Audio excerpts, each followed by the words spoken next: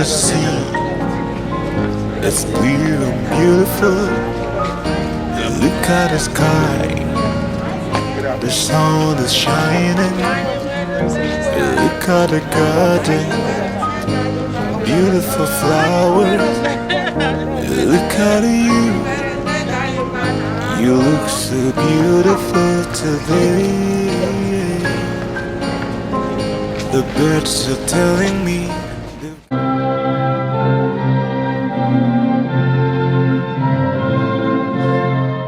We made our time to be here to honor this invitation to do justice. Here today is what we call citizens engagement or budget stakeholders forum or public consultation,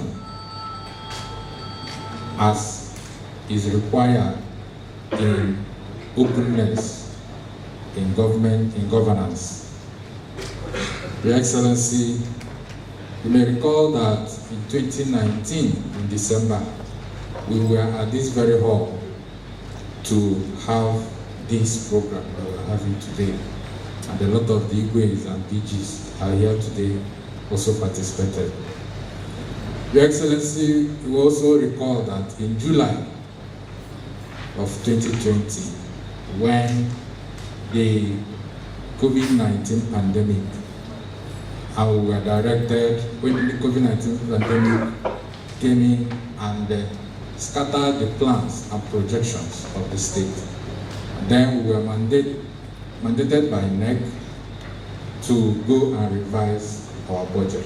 That before the conclusion of that revision, that we also had similar program at the Dome Event Center New Haven, Enugu, where you also participated.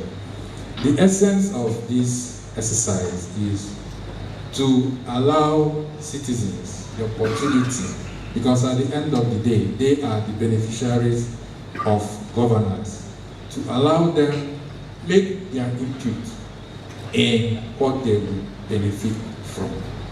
Your Excellency, today, as we are wrapping up the preparations for the draft 2021 budget, we also deemed it necessary to bring citizens represented by the traditional rulers, the PGs, the women group, the youth group, civil society, to come and tell us what they expect to see in the 2021 budget.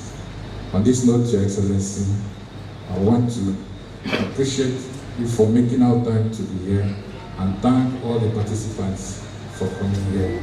Thank you so much. Test ideas in the marketplace. You learn from hearing a range of perspectives. Consultation helps to engender support. Decisions need to be successfully implemented. Indeed, there is no greater support than consultation. And that's what we are doing today. With these words, adopted from the immortal quote of Rumsfeld Donald and Ali Ibn Abi Talib, I heartily welcome you, distinguished citizens and residents of our dear state, to this event organized to elicit citizens' engagement and draw citizens' input into state government budgets for the fiscal year 2021. As an administration that has responsive, inclusive, and accountable governance and fiscal sustainability as key elements of its point development agenda, this is just a formality, but a deliberate and sincere attempt to activate one of the key pillars of our governance style and tendency. As he described how Moroccan man said that democracy is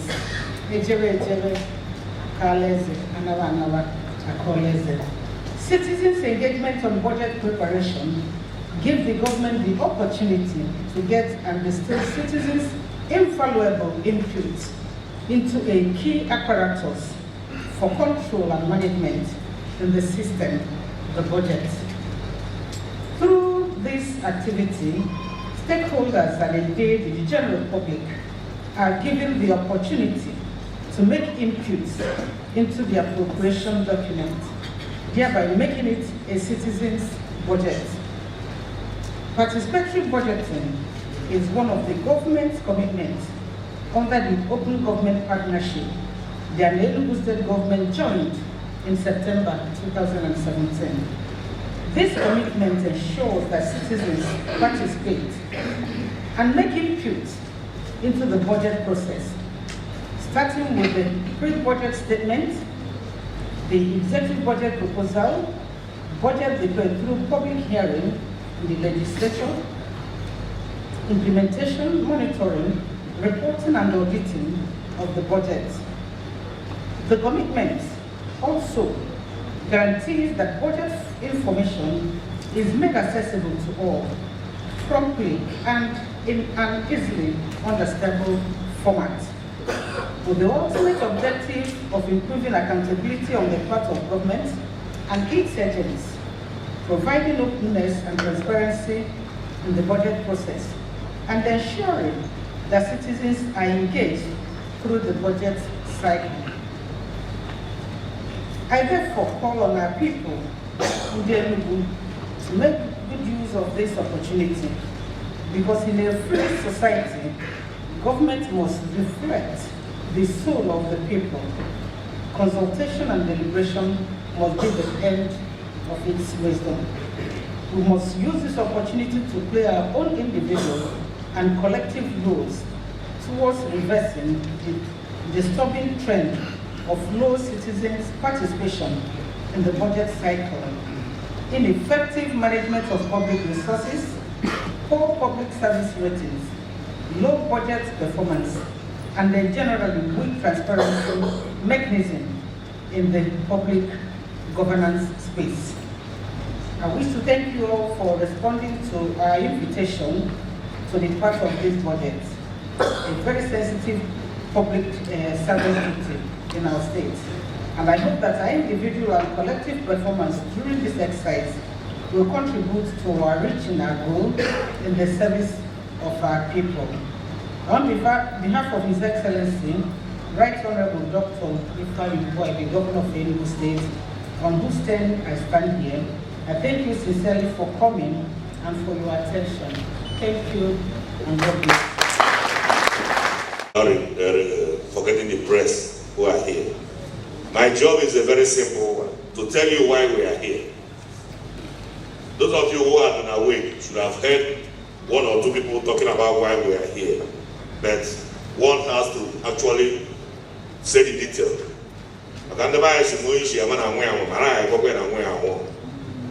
We invited you here to espouse the reason why you are invited. Citizens' engagement has become an issue worldwide in the preparation and implementation of the budget. We started this journey 7 years ago when we are trying to make our budget open, to have an open governance. In the olden times, all you hear is about figures. You don't know how budgets are prepared, how they are implemented. It was like a secret thing. Then along the line, we decided that there was need for the people to even tell us what they want before we start giving them what we have. Our great politician, late M.K. Abiola, said a man's head is not shaved in his absence. That's why we decided that we will let people know, by way of information, need assessment, to know what you want, what actually is your need, before we start giving it to you. Because government is a social contract. Because it is a social contract, in every social contract which is in a democracy, the citizen is key. Because the power lies with the citizen. It is this power which you donate to your elected members that make them the government. When we talk of government, government resides with the people. All who are the government, and so now that is what the social contract is all about. Government resides with the people. Those who are in governance are holding forth just for you. The citizen holds the ultimate power and donates power to a few through election or selection and obey the law thereof. Government provides leadership. Government now provides the leadership and management of resources and provides security, welfare, represent the interests of the people. That is what social contract is all about. You have donated your power. The ultimate power lies in the citizen, and the citizen now gives the power to the people whom they now call elected members. And that is why in 2012, the government of Sullivan Chime started what we call VEC, visit every community project, where we now have to visit communities. The Executive Council, we are committed into groups to visit communities, to ask communities what actually do you need. Give us 3 key projects you are interested in. It has come to be that those days we realized why most of government failed was that when you just go and drop a school to a people who do not deserve a school or who do not desire a school. You go and give international market to people who do not want to go international. You go and give toilet to people who do not feed well. So we now started thinking, what do we do rightly? First of all, ask the people, what do you need? From there, we now know what we can do for you. And that is what brought about this citizens' engagement. From then, we started moving. We were moving on VEC. We started having VEC review papers. We had to audit VEC papers from time to time. Until now, recently, World Bank came into it and said, you cannot do a budget without consulting the people who you are doing the budget for. And that is why we are here. I hope I'm making sense. Good. Because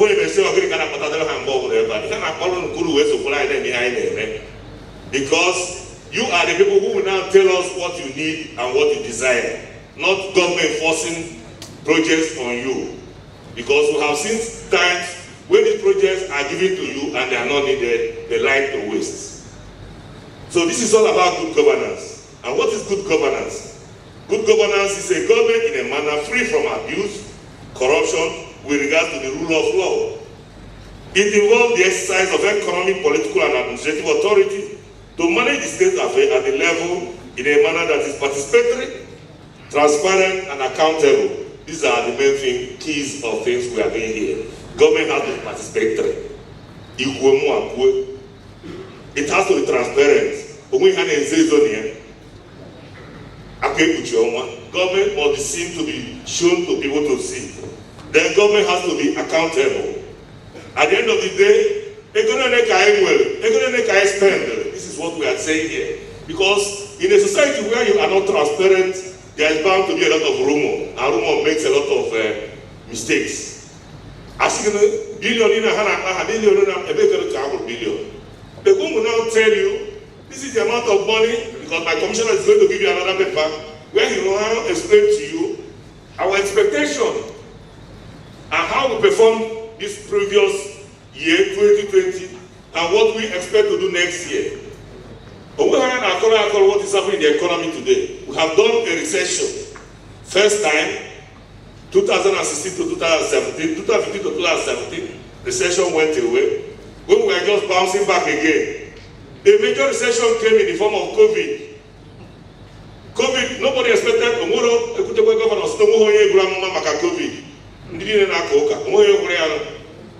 COVID just landed from the air and then got all of us at the point, as at May, nobody knew that we will never meet together again like this. Thank God we are here today. You see, these are some of the things that make us to come together, because we need to explain to you, we need to be explanatory, we have to be able to tell you the way government stands, so that we will not misunderstand each other.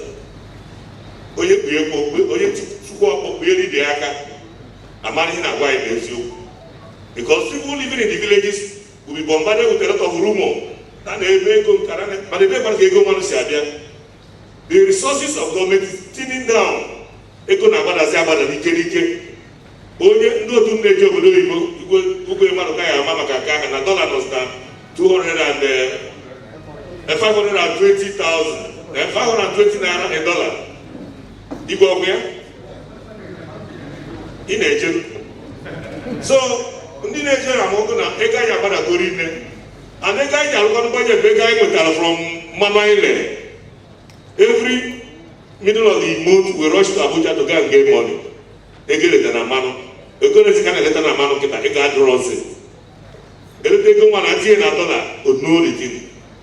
So this is the reason why we have to explain these things to you so that you'll be able to appreciate the way the government is going and understand also that you can appreciate people equally. So functions of a government, these things include providing basic needs to the people, involvement of the people in decision making, which is what we are doing here today, making good policies and implementation, proper utilization of human and material resource, transparent and accountable, active participatory management, ensure and protect economic and cultural rights, governing under the ambit of the law. In the elements of government, like I told you, there should be accountability and transparency. Our analysis of budget performance in the third quarter. You all have it here. So you can now see how much we spent in every item, the current capital and our revenues.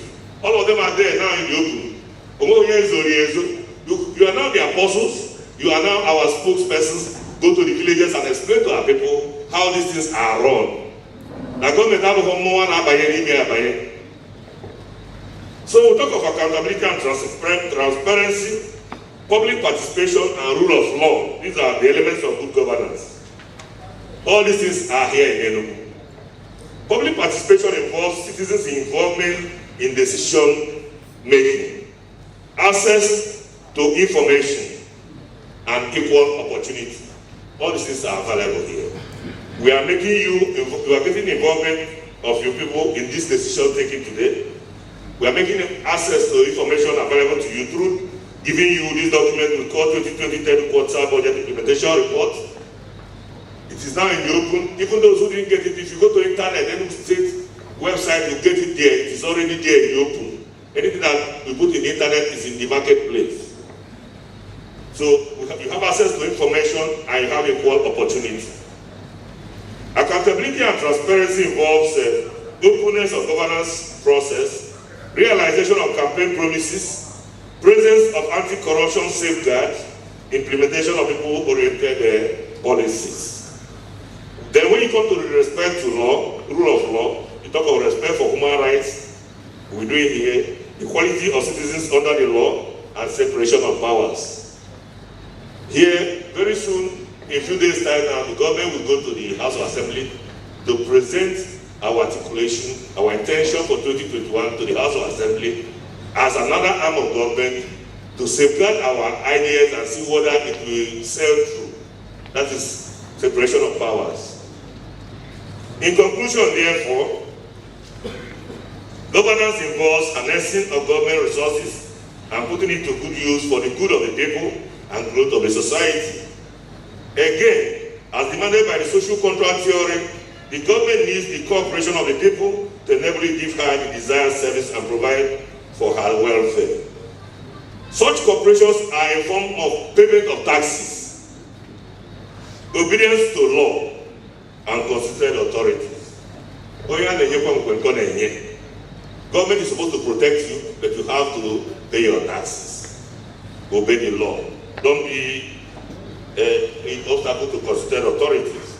And finally, the people entrusted with such authorities are expected to be humble and diligent with such authority given on trust. That one is not lacking with our government. There is no any government that is as humble as this present government in Enugu State. Our governor is always ready to listen, and he has a listening ear. On this note, I want to thank you for coming and assure you that before you go here, you'll be more read than you came. Thank you so much. The Cabinet Secretary have said And the bar is Ojeke or Kalese, or now Kwanaba Kalese. Like I said before, after our projections and after gathering here in 2019, we had a budget of 169.5 billion. But along the line, during the first quarter, February, March, the coronavirus pandemic came in and we went on lockdown. The state was on lockdown. Everywhere was on lockdown. And we now found out that those projections that we made and expected that we would be spending 169 billion in 2020 was no longer feasible. And then we were forced to revise our budget. And at the Dome Event Center, when we called you, we told you the reasons why we had to revise our budget, being that revenue are expected to drop because of inactivities. And because of that, there's nothing much government can do. Secondly, that the impact of coronavirus has changed whatever plan the state government had in 2020. Because as non busy, so we now have to also reprioritize our expenditure to make sure that we're able to wage the war against coronavirus, keep our people safe, and then make sure that we are alive. And these things were not in the previous budget, so we had to revise to bring in these items that we need to take care of health, and then insert other things that will help the state come out of the consequences, negative consequences of the impact of the pandemic. And there I told us that we had to revise our budget to 146.3 billion. And the reason why we did that was simple. Because that when we were preparing the 2020 budget, we estimated oil price at $57 per barrel. But revising, we had to, at some point, oil price was below $10 per barrel.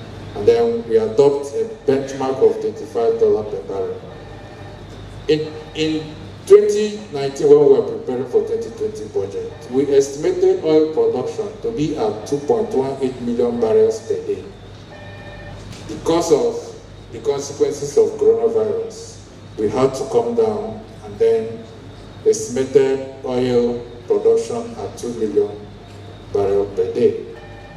Exchange rate, which we assume at $304, at 305 naira to a dollar. Exchange rate depreciated, and then we had to assume 360 naira to a dollar. And then the real GDP growth, which was estimated at 2.93%, was revised to 2%. And then inflation rate, which was assumed at 10.81%, was reassumed at 15%. So given all this, we were able to revise our budget to 146 billion. Now, if you look at the third quarter budget implementation at the executive summary, if you go to page XI, where we have consolidated, that is our budget performance January to September 2020, because we are in the last quarter of 2020, and every quarter we publish our budget performance. If you go to the Enugu State website, you will see the first quarter 2020, second quarter 2020, second quarter 2020. This one we have, and then the consolidated aspect of it. As at September 2020, out of the 146 billion that the state expected, we have been able to make 68 billion, 869 million 567,217 naira.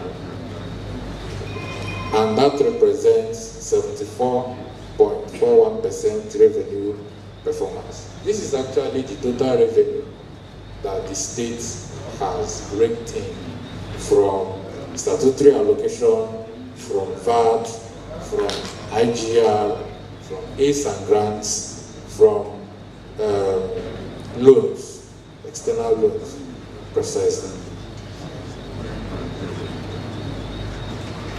Out of this amount, in terms of expenditure, as at the end of the third quarter of 2020, that is as at the end of September, we have been able to spend 715,498 naira in recurrent expenditure. In other words, we've continued to pay personnel, pay salaries, and make sure that government is functioning optimally. Capital expenditure stand at 30,055,386,321 naira. And then when you add this up, the total expenditure as at the third quarter 2020 stands at 76,797,101,819 naira. Now, when we put this aside, our quarterly projection, all things being equal, we should have spent 109.7 billion, but we are only able to spend 76 billion, and this represents 69.95% budget performance. Now, this expenditure resulted in what we have done so far in the state. Of course, you know that the state government, as at February 2020, keyed into the payment of the new minimum wage to Enugu State workers. And then the state government didn't relent in its effort to make sure that coronavirus was fought to a standstill. We procured ambulances, we paid allowances to healthcare workers and other frontline workers. We were also paying for room facilities where those who are already infected are kept to make sure that they don't go to infect others. We constructed and furnished staff residential building, doctors' quarters, and all that. It is also in 2020 that the former Colliery Hospital was renamed Enugu State Infectious Disease Hospital. And if you go there, you will see massive construction and reconstruction. Now, aside this, we'll also make sure that essential supplies are maintained across the 17 local government areas in order to continue to fight the pandemic. It is also in this 2020 that we introduced what the nationally adopted standard of construction of primary health care centers. And in this regard, we have upgraded Ababanike, Ojiriva, Ubula for Suka, Ibagwana, Amandimolo health centers to model type 3 primary health care standard. Why it is called model type 3 primary health care is because it has hospital blocks, separate residences for doctors and nurses, water borehole, and the standby generator. This is different from what we used to call healthcare centers. Now, aside the ones that have been upgraded, the state government is on the verge of finishing 7 new model type 3 primary health care centers. And these are going on concurrently in Kano East, Igwetiti, Igweze South, Izuzo, Udenu, Ezago, and Ozo 1 local government. The state government is currently constructing the Esu Teaching Hospital in Bano. And it is noteworthy that other constructions at the Bueno site includes the Esu Teaching Hospital Complex, 2 numbers 12 classroom faculty buildings, 2 number 10 classroom faculty buildings, 2 number 8 classroom faculty buildings for the Esu College of Medicine, as well as industrial water borehole. The state government also continued to recapitalize the drug revolving fund. And the government has also keyed into the universal health coverage, which is meant to provide access to health care for the poorest of the poor in the state.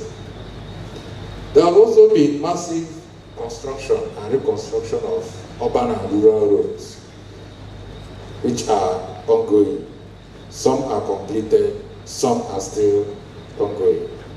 We also remember that it is in 2020 that the 13-kilometer Nike Lake Junction, Harmony Estate Ramoji Nike Adoration Pilgrim Center, that it was commissioned. This is a virgin road that was thought of this administration, constructed and has been completed. And the essence is to serve as a bypass to ease traffic flow in Enugu East Senatorial Zone. The state government has also continued to increase its firefighting capacities by building fire stations in Oji, 9 Mile, 4 Corner, Obando, Gute, providing boreholes in those places, fencing and all that. To enhance tourism, the state government, of course, some of us who were in Nikele as of last year and 2 years ago, and who are here today, will know that there is a very huge difference in terms of facilities and in terms of everything. And then, to also enhance tourism, the state government is doing a unity park, which is the former forest reserve beside Opera Square. In judiciary, the state has also made landmarks.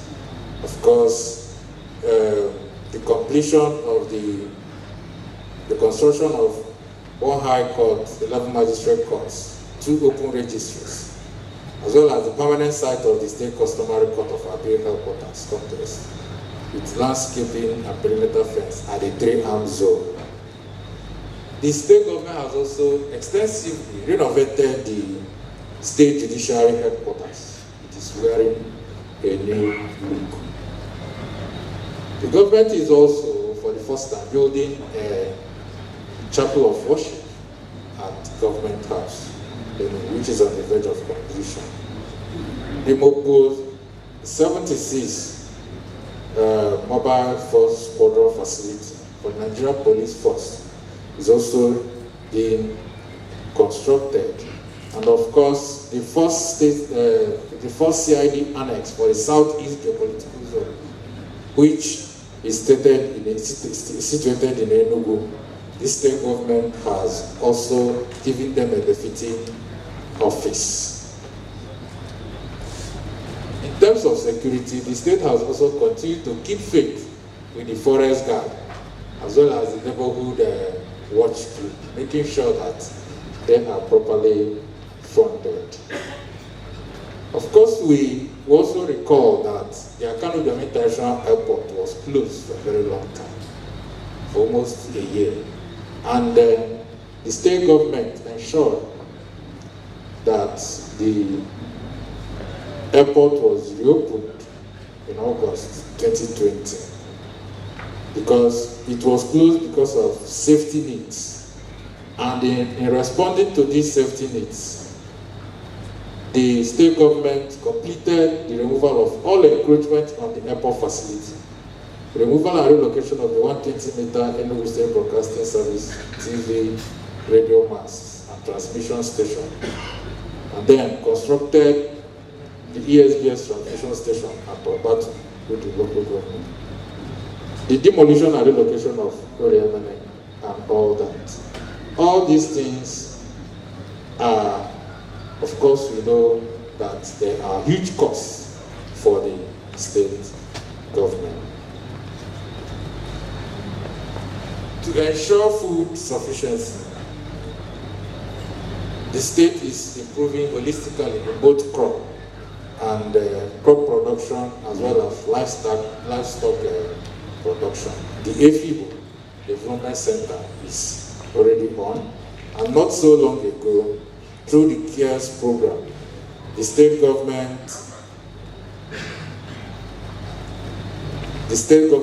distributed rice, improved seedlings, as well as improved cassava stems, fertilizers, and pesticides under the CARES program to farmers to encourage dry season farming.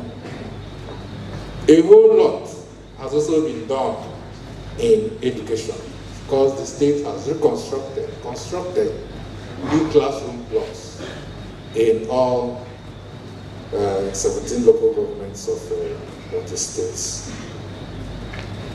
Of course, the state has also engaged a lot of youth programs, of which the SME, the SP on SME will also throw more light on that because he has a lot of youth-oriented programs running in the states. And then there are a whole lot that the state government has done that as time goes on, and of course through all the media channels that you know about this, and then we still know more of them. So let me not bore you so much with what the state has done. I have about 7 pages of them. If I continue to read them one after the other, we will not be able to leave here today. So the essence is for us to see how far we have come and where we are, and then the projections we are making for 2021. Of course, for 2021 budgets, we are expecting that the national GDP growth, that is fiscal assumptions, that the national GDP growth will grow by 3.3%, that inflation will grow by 11.95%, and exchange rate will be at 380 naira, that is official, and then oil price benchmark at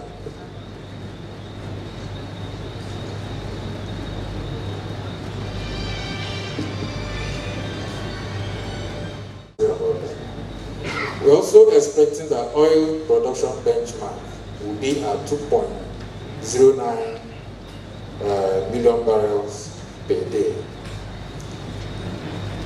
And with all this, we are expecting that that for 2021 budget, that the recurrent revenue will constitute about 64.82%.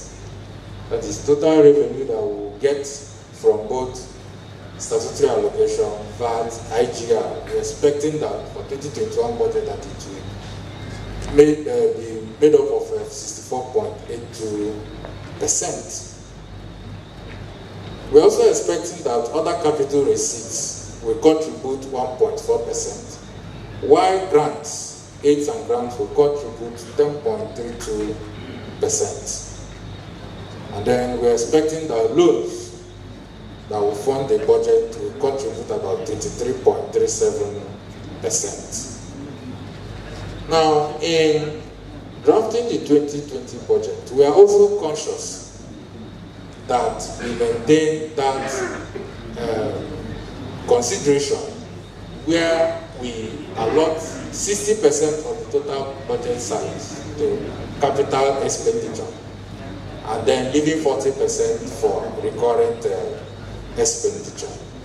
And then in this 2021 budget, we are expecting that the agriculture sector will compose of 1.8% of the total budget size.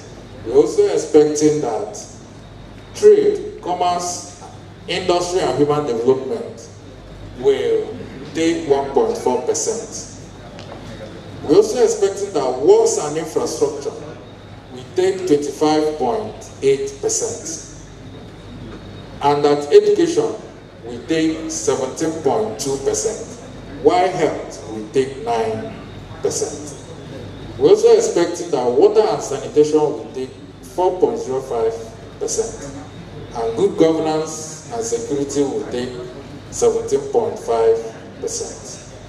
Law, justice and order will take 2.5%, while community and rural development will take another 2.5%. Now, having said this, like we have said, in essence why we called you here is that we cannot finish this budget preparation for 2021 without calling you and allowing you to make your input. Because at the end of the day, these expenditures are going to be made in our various communities. And then, like my Bamsek have said, where we started from VEC to where we are now, and then our being able to continue to engage you to make sure that we'll carry you along in whatever we are doing. So having said all this question is simple. Kedu ihe unu na-eme expect a ga-ahụ na 2021 budget? Or kedu ihe unu chọrọ ka ọ dị na 2021 budget? That is the essence why we have called you. So, my job is very simple. I can see a lot of people smiling, a lot of people want to talk, and that opportunity will come. So on these notes, I want to welcome you again. You have our quarterly report, because we are still packaging the 2021 budget, and we say we can't complete without asking you what you want to see 2021 budget, and that will be the next session. So on this note, I will say welcome once again, and thank you for making our time to be here. Thank you so much. I coordinate the disability policy and employment consults. Enugu. I represent persons with disabilities on the Enugu State Steering Committee on Open Government Partnership. I want to commend the state government first of all for this opportunity. We are very happy. And we have come to make just an appeal that has 3 strands. 1, we would like to see in the 2021 budget an approval for a disaggregated database of persons with disabilities in Enugu State. If you don't know how many there are, you cannot plan for them. Very, very important. We have made this appeal since 2010. And this opportunity today given by Right Honorable Ifa Nyugwany, the Governor of Enugu State, I think will bring that quest to an end. If in the 2021 budget there is a provision for a disaggregated database of persons with disabilities, which will be managed by the Ministry of Budget and Planning, that will be good. That's 1. I don't want to be hurried. Please. That's 1. 2, please. 2, we appeal sincerely to the government of Enugu State to conduct what we call disability access and empowerment audit in Enugu State. Access and accessibility audit. How many buildings in Enugu and their structures are accessible by persons with disabilities? And then, finally, if the 2021 budget will include a free education for interested PWDs from primary school to the university level as it applies to some other states where there are disability laws, I think by 2022, persons with disabilities will be in paradise. I am not from here, I am an Anambra person, but I did them here for their own benefits. If any of these things is done, I won't benefit. I'm not an indigent, I already have my master's, I'm a lecturer, but I want them to benefit. That is the essence of budget. Inclusive, accessible, and participatory budget. Thank you. Ebube agụ Chimereze n'etiti obere agụ mana a na-ekene gọọmenti maka ụbọchị tata. O nwere ihe gọọmenti bidoro oge gara aga, ọ dịka na bọjetị nke gara aga, isi n'aka ndị igwe were rụba ọrụ n'obodo dị iche iche ga-eme ka gọọmenti ruo ebe niile site n'ihe ha kpọrọ support fund. Ha bido ya first tranche of 5 million naira wee kwe nkwa na a ga-enyekwu the second tranche of 5 million naira, and igwe ọbụla na PG make sure na ha na-pick project ga-abara obodo ha uru. So ihe na-arịọ na budget a na-ekwu biko ka gọọmenti gbaa mbọ hụ na that second tranche of 5 million naira na-emezuru ka ọrụ amalitechara n'ime obodo dị iche iche ka enwee ike ịrụfu ya. Yọọ hụkwa ka a na-eme nke anwa ka etinyekwe for 2021 udo atụmatụ anwa ọya na-eme na mmepe na-eru obodo niile n'aka, ndị ọbụla ekwuo na ebe ọka ha mkpa isi ebe ahụ were bịa. Ekele m ebe ahụ. Okay, enough for this line. Let's go to the other side. Double lane. This for double lane. Yeah, I'm trying to before we return back. Oh, they take 1 hour. Why my heart? Palace is opposite this resource. They will opposite this resource. We only take 1 hour before cross all the place. Yeah, my young. This budget, Enugu, Chadwa, that road, many double lane, Enugu State. Retired. I'm the PG Imufu Autonomous Community. My Igwe Reducer is here. Ihe na-arịọ bụ n'ime Igwe North. Access road from Ogute and that road guy. So I make a road our neighboring because therefore none of my so Imufu road to Iyonu Amaka no gal. Now I waiting from that side because I let them bomb. They were modern market, modern family, but it's not functioning. But with this access road, Neri and a shibom evubete, Nenkai Nakako, Ghana after. And when in Abjana Parma, Urubetu, Niyoru, Awaya, Odom the Buma with the Motu, Bayara bomb. Thank you. Co-chair, OGP. Civil society.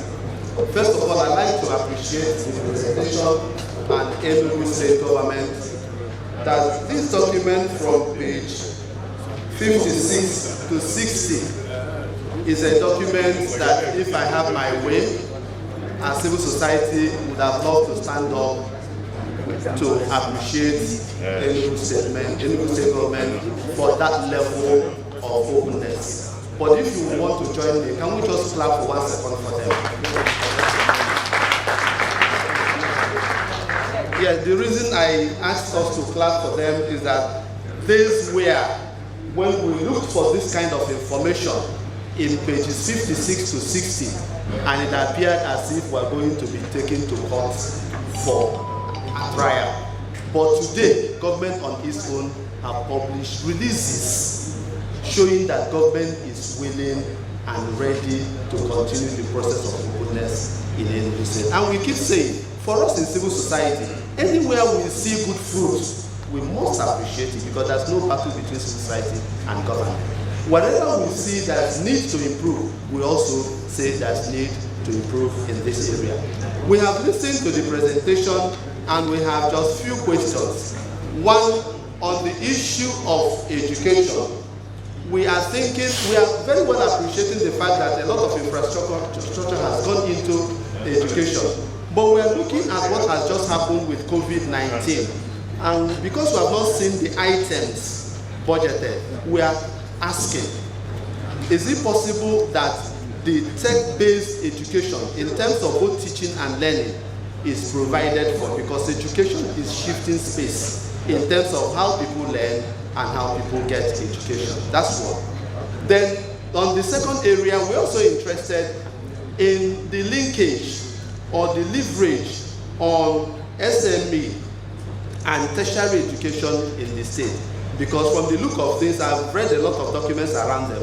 I see them come up with a lot of things. But our challenge is the budget linking what SME is going to do to be domiciled within the tertiary education, so that in a few years to come, we will start reaping or harvesting from that.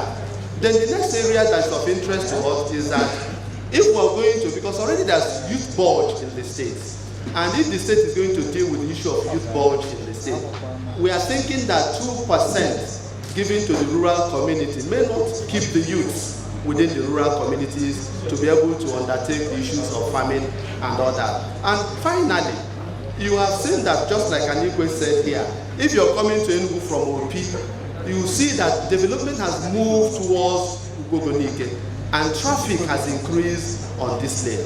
It would be nice if government can also consider, beyond dualizing, a bypass from this Nike lane to join New Market or Ifa Valley. That is going to help to improve the city of Enugu, bearing in mind again that Enugu has international airports. If we bring on board all of these things, I'm thinking that we're going to be best within the southeast. Thank you. I have 3 questions, or maybe I want to direct the government's mind into 3 areas. I'm starting on existing protocols. 1, the issue of abandoned and dilapidated industry in Enugu State. We used to have sunrise farmers working. We used to have Avon working. We used to have cashew industry at Enugu. We used to have Revedim. We used to have Niger Steel. If these industries are reactivated and probably privatized or sold off, because probably they said government has no business doing business, I am sure that not less than 5 to 10,000 youths will be off the labor market. And the impact will triple. They are a company. They transfer beyond those. So in fact, the economic activity for reactivating these companies will be very, very enormous on the state. That's one. Secondly, the issue of how safe our farms are in the village. And there will be hunger, because now in my own place, they have gone several times to pursue they come back. I don't know what gives any pictures.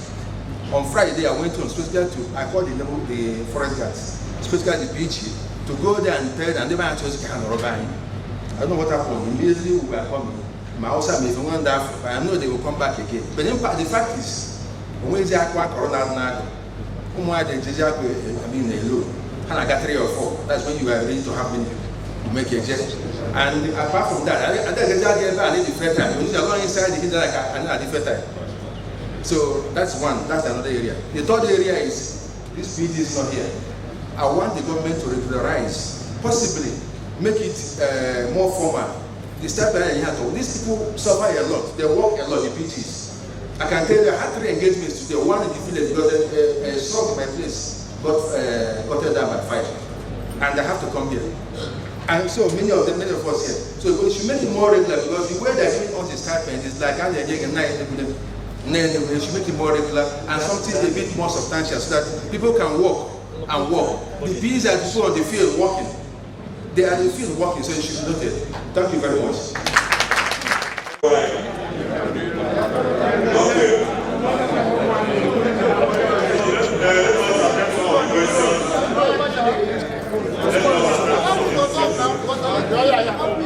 People with disabilities and SMEs. So with regards to that, we have an open system in what we're doing. For the loan programs that we have right now, we have something called the Studentpreneur Loan. Studentpreneur Loan is exclusively for our students that are in our tertiary institutions. Right? They have access to a loan. It's a partnership we have with VFD Microfinance Bank. They can access up to 250,000, and it's a single-digit loan, right? We also have another loan program that is kicking off this week, right? It's called the Microcredit Lending Program, because what we're trying to focus on is more for loans and grants and job creation schemes that pertain to MSMEs, that's micro enterprises, small businesses. Micro enterprises and small businesses, all those times of SME giving 20 million, 25 million, 30 million is over. It's not for that again. So to answer the question to the disability leader, all our loan programs are open to everyone. Also with the people with disability that are engaged, that are engaged in economically viable businesses, right? We also have a grant program that has commenced. It's called the federal government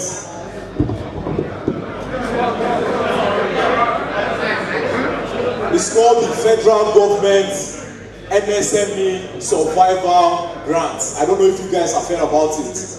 Federal government MSME Survival Grant. By virtue of my position, I was appointed the focal person. But we are using our office, the Enugu SME Center, as the vehicle that is pushing these initiatives. So 3 programs have started already under this initiative. We have the Artisan Support Grant.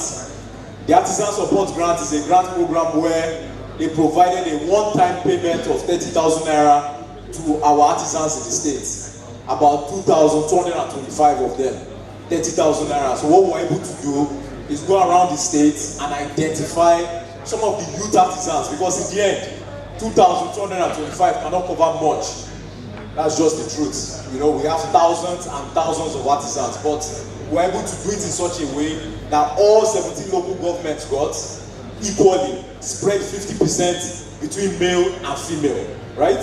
Then all peoples of disabilities that applied got. So I think that's a laudable one. We also have the Payroll Support Grant. The Payroll Support Grant is a program where they will provide at least 14,000 employees in Enugu State. 14,000 employees. So, for example, you can be running a business called ABC Limited, right? And you're employing 10 staff. You can benefit from this program. The program is in such a way where a minimum of 3 staff and a maximum of 50 staff can benefit from a minimum of 30,000 and a maximum of 50,000 for at least 3 months. So they will cover the salary payments for at least 10 of your staff for the next 3 months. So for example, you have 15 staff in this ABC Limited. You can register that at least 10 of them will get anywhere between 30 to 50,000. So for example, if they get 50,000 for 10 individuals, that's 500,000 a month. If you times it by 3, that is 1.5 million, right? So this program started 2 months ago. They have started disbursing for Enugu State. We have allocation for 14,000. We've only registered 5,000. So what is happening is they are going to reopen the portal, I believe, before the year finishes or early January to ensure Enugu State hits its full allocation. Please, please, please, if you have a registered business, when I say registered business, you have your CAC papers, whether as a limited liability company, whether as an enterprise, enterprise, business thing, you can apply for this loan to help support salary payments for your staff. We have manual applications right now in our office for over 15,000 employees, right? But let's collect more. We want to collect more so that once the portal opens, we can key in everything. There's one more that has kickstarted. It's called the CAC Formalization Grant. I can stand on authority to say, of all the businessmen here, there's only a small percentage of them, no matter the millions they are making, that have registered their business. And this should not be the case. People run away from business registration because of cases of tax. It's not us they are looking for. But your business cannot take a loan from the bank if it's not registered. Because that business is a human being on his own. He has his own rights, he has his own features. So it's important. So for the state, we had allocation for 6,606 business registration. So what they will do is for 6,606 people, they will help them register their business as enterprise. Right now, we have over 14,000 applications. So we are working with CAC to get that through. I must say that before I continue, the governor has been gracious enough for the state to now do its own version of these grant programs for 2021. So the state is going to do its own version of artisan support grants, right? The state is going to do its own version of CAC formalization grant, and the state is going to do its own version of the payroll support grant for 2021. I think it's something we can clap for His Excellency. There will be also 2 more grant programs, please. There will be 3 more grant programs under the federal that is kicking off. This week, one house. This week, the transport artisan grant. So for Enugu State, we will have 4,000 slots. Transport artisan grant. So these are our bus drivers, keke drivers. Who else? Uber, Taxify. Anybody that is involved in motor vehicle artisan work, even our auto mechanics, right? So the recognized associations, NUWRT, RETAN, and the one for keke and motorcycle ones, they have a specific allocation they must get, 500 each. Then there's another allocation for over 2,500 for all the other smaller transport associations. So I'm going to announce, please, if you are a registered transport artisan, please come to Enugu SME Center to register for this grant. There will be 2 more programs under that called the SME. It's called the SME grant, where they will provide a one-time grant payment of 50,000 naira to over 5,000 businesses in the state. 50,000 naira. So let me not take too much time. Our office is open to everyone. If you want to come and make inquiry, you come to the Enugu SME Center, located at number 2 Market Garden Avenue, GRA, along Eban Otona. Thank you. Say that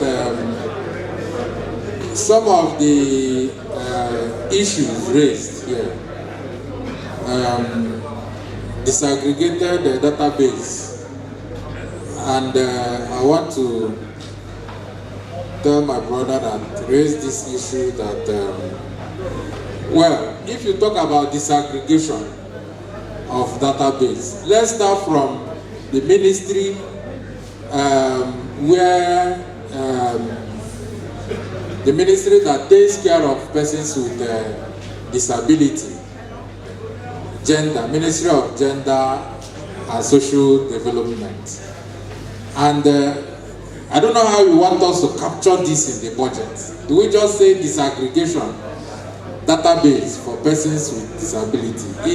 I want to believe that this will be a program that you talk to the Ministry of Gender and Social Development, that even if it is not stated in the budget, that it is a program that government can also go into. Because when you talk about database, for me, from my understanding, it's all about knowing how many, male and female, how many persons are living with persons with disability in the state. It's only when you're able to get that number that you can now be able to have a database.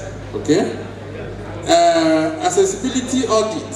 I think what you are talking about is to make sure that for constructions that accessibility for persons with disability should be taken into consideration. I think that's where what you are talking about. So we will make sure that we will convey this to the Honorable Commissioner for Works, and for him to now for me, it's a thing of design. That at least for government construction of buildings, that the design to take care of movements of persons with disability is also captured. Yes, you also talked about free education, and I can tell you that this government this year has given what is it called? Scholarships. And the executive secretary, Enugu State Scholarship and Loans Board, was supposed to be here, and we will make sure that we also inform him. But there is scholarship programs going ongoing. So I think all you need to do is make a case to the. We will make a case for you. You can also reach out to the State Scholarship Board, so that they can now design a program for persons with disability. The other issue raised by His Royal Highness Igwe ABCUD Nnamoche talked of completion of projects that have started, where government gave 5 million to communities to do projects. We will convey this to the State Executive Council, and I want to assure you that a decision will be taken as regards to this. His Royal Highness Igwe Okoro talked of the T-junction and then the dualization of a certain part of Nike Lake. I want to assure you that government is already thinking in this direction. For Igweze North, I think PAMSEC, government is also thinking towards the direction for road in Igweze North as well as Igweze South.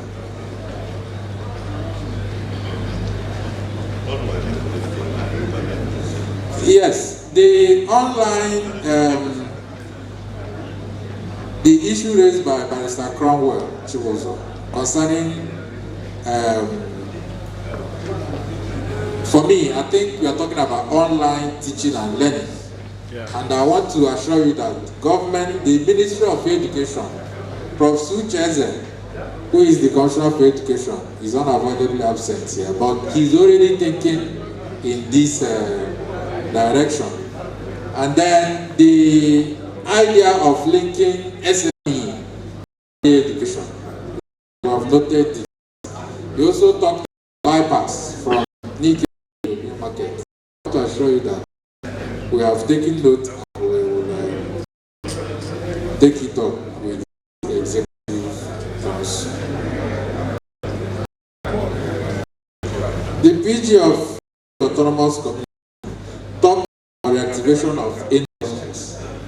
And I want to assure you that government is aware that these industries are there, and because for government to be maintaining security in those industries shows that government is aware, and some of these industries have legal challenges, and that is why government cannot just go in there. And of course we all know that some of these industries, this present government made them this way.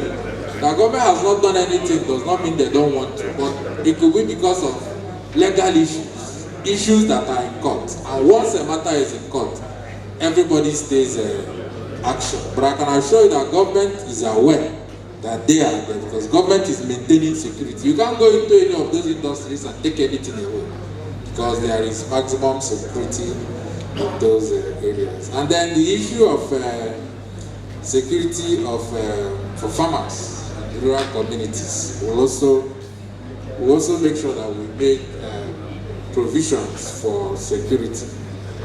And then he also requested for regular stipends for DGs. Yes, we will also take this back to the decision-making authority. So, thank you, and I think we have, for those who time may not permit to talk. Okay, the women group. The women group will have to ask questions because we are gender friendly. The Minister of Gender Affairs and Social Development. I am Uzamaka Okenwa. I want to say that the biggest approval and release that ministry got this year is entirely on the welfare of this physically challenged. This ministry is working very much in close contact with the JUNAP, that is Joint Association of People with Disability. The ministry is also working almost hand in hand with the leaders of people living with disability, that's the PWD. This year alone, the state government has invested a lot at rehab, reconstruction and rehabilitation of the buildings, the dormitories, and even water infrastructure is being put there. Solar lighting, also government has approved and is ongoing.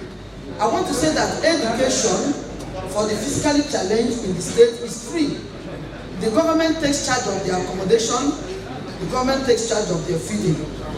We have gone down to local governments to request for people with disability to register at the local government level, and then let them, because we talked about database, accredited database, we are already working on that. We are in touch with our social workers at the local government level to let the communities come up with people living with disability so that we can have our data on them, and every budget we do is socially inclusive. We do not leave this group out of our budget, and His Excellency gives it top priority. Please, if you have any doubts, you can always visit the Ministry of Gender Affairs and Social Development, and you will see with your eyes. Thank you very much. I want to appreciate everybody here, especially the government of Enugu State. That's why the governor of Enugu State, the right honorable of the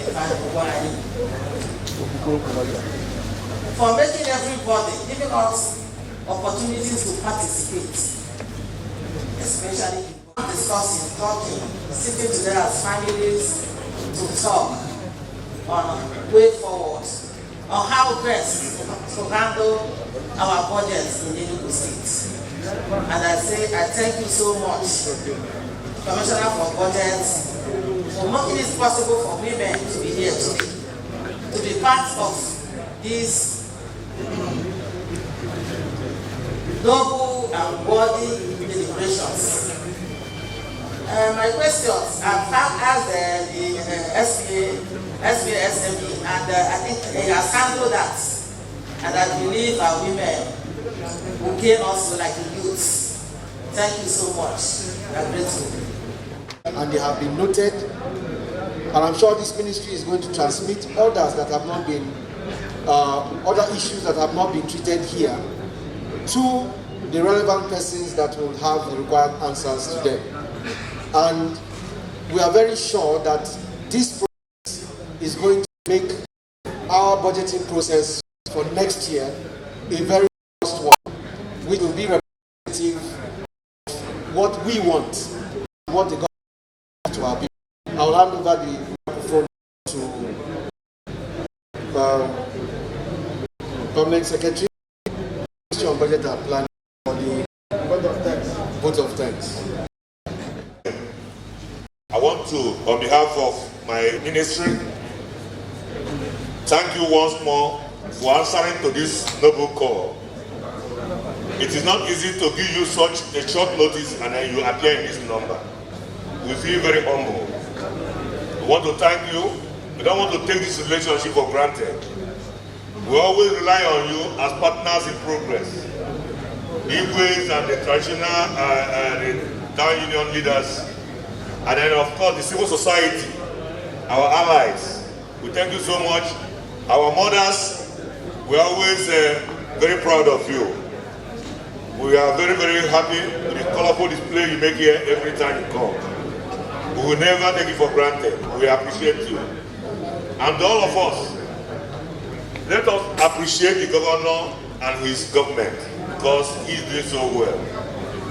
We want to thank His Excellency the Governor who has made this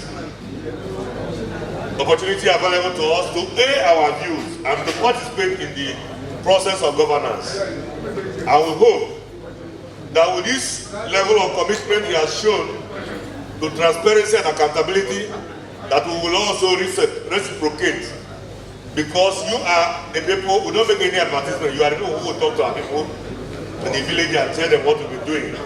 And on that note, I pray that we will all get home in safety so that in 2 days' time, you will also be invited to the House of Assembly as he presents his budget. And by this message, putting it across to you, you are all invited to come and listen to the governor present his budget, 2021 budget, on Wednesday.